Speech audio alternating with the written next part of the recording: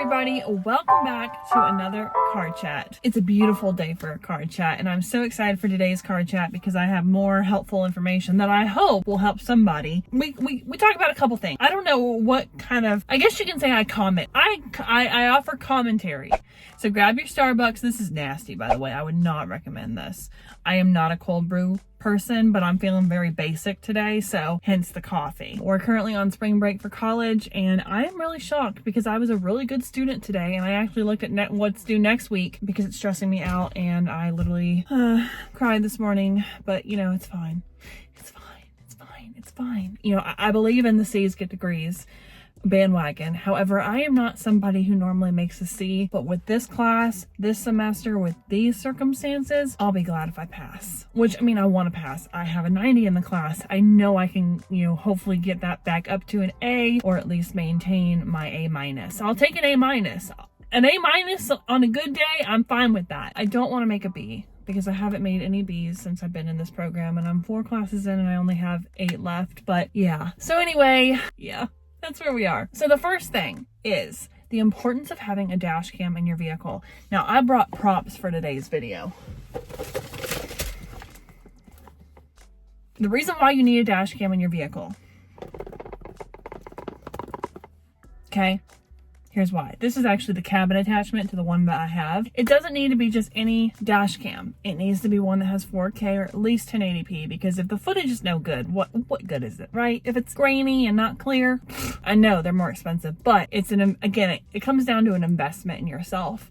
And this is worth it. So the brand that I recommend is called Nexar. I bought a dash cam about a year ago. It's been good to me. Recently, I bought the front camera facing add-on. I originally didn't purchase this beforehand because I didn't really think I needed it. And I was like, well, at the time, I didn't want to spend the extra $50, but hindsight, I probably should have spent the extra $50 because it would have made it a lot easier for me. There's really no reason why I didn't purchase the front facing. I just didn't think at the time I needed it. So that's why I didn't do that. So anyway, 3 reasons why you need a dash cam. Number 1, improved driving behavior. Knowing that actions are being recorded can encourage drivers to be more cautious and follow traffic laws, leading to safer driver habits. This is true. Number 2 is prevent vehicle theft, vandalism. Dash cams can prevent potential thieves or vandals, and in the event of a theft or vandalism, provide evidence to aid in recovery or prosecution. So think of it this way. You see all the time, like Teslas and everything.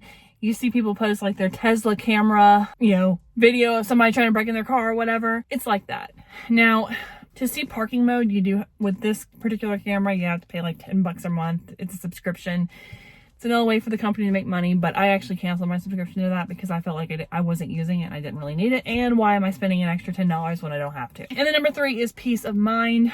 Overall, having a dash cam in your vehicle provides peace of mind, knowing that you have a reliable witness to any incidents or events that may occur on the road. Now, some people naysay dash cams and are like, well, you know, and I'm like, you know, I understand it, but at the same time, a dash cam, there's nothing wrong with having one, you know.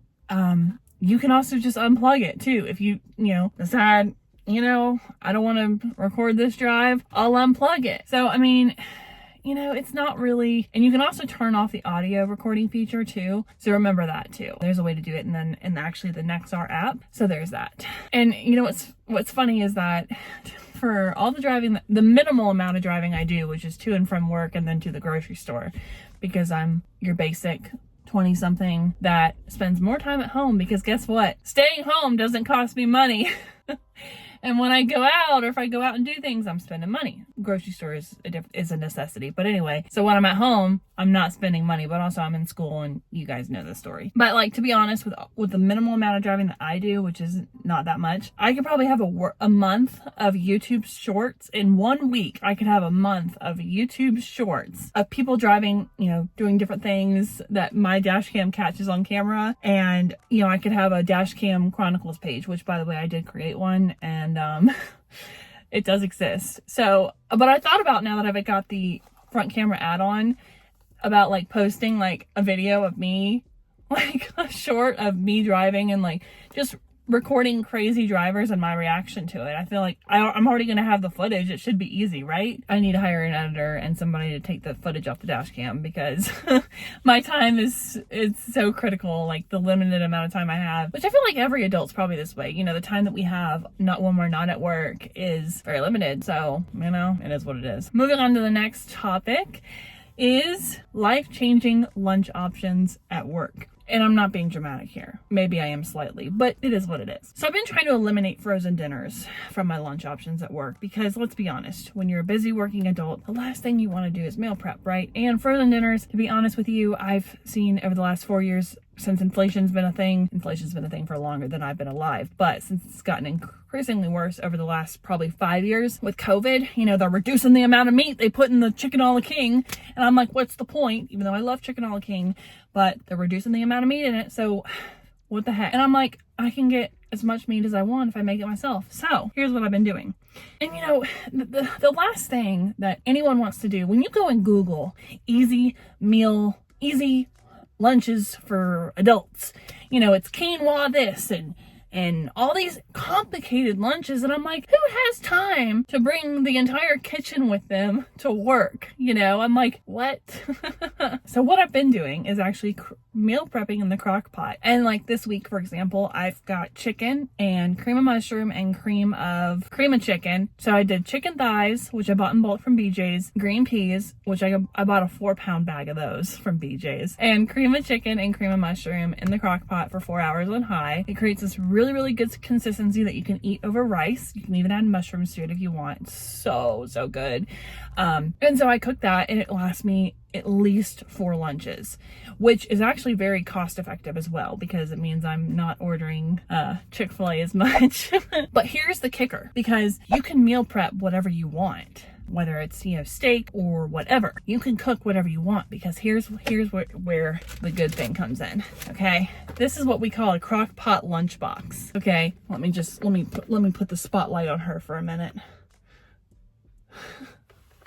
Now these are on Amazon, and I actually bought 2 of these. I bought a more rectangular one because I thought maybe that if I didn't do like soupy dishes, then I could put like, you know, this is more, I think, meant for soup, but you can still use it like a normal one. But I bought also the square one as well, or the rectangular one as well. And what you do, you plug this in about 2 hours before you eat lunch, and it's hot by the time you get ready to eat. This crock pot is literally a game changer, and basically you're just reheating your food.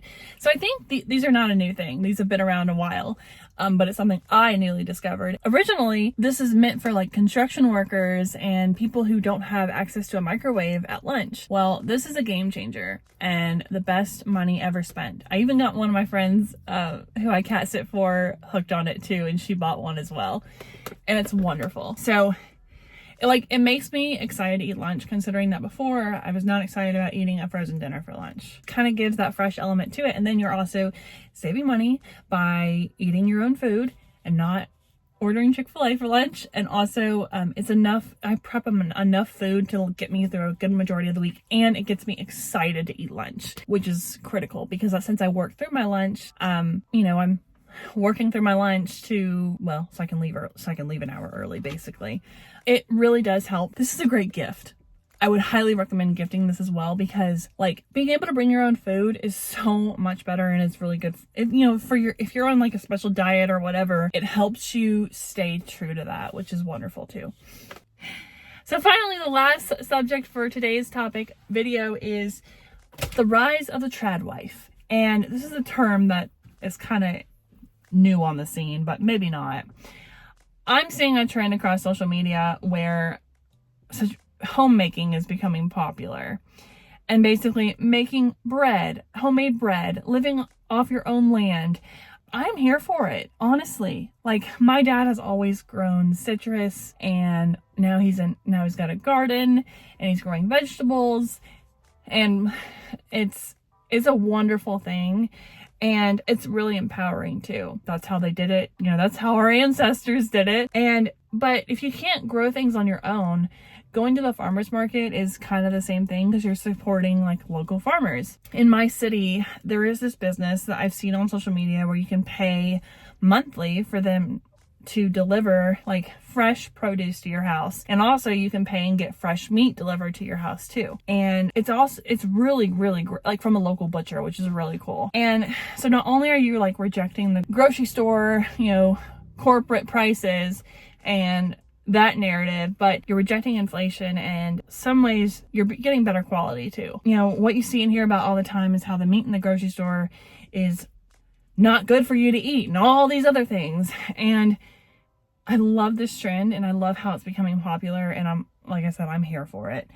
The best thing we can do to like protect ourselves is to grow our own food. So, you know, and like I've said before, the only one looking out for you is you. But I always wonder like how in Europe certain things that are used in our food here are banned, and European standards are much stricter than the United States, which I think is funny because Apple, for example, had to put USB-C on all their devices now in order to sell them in Europe because it was required by the European Union. And you know, maybe the US should take some notes from Europe with regard to banning certain food ingredients that are known health issues, like, I don't know, Red 40 and bioengineered this and chemically engineered that, or genetically modified this. It's just crazy. One account that I do recommend everyone follow is Just Ingredients. Her account's really helpful and really great, especially for those who are trying to save money, but also make healthier choices too.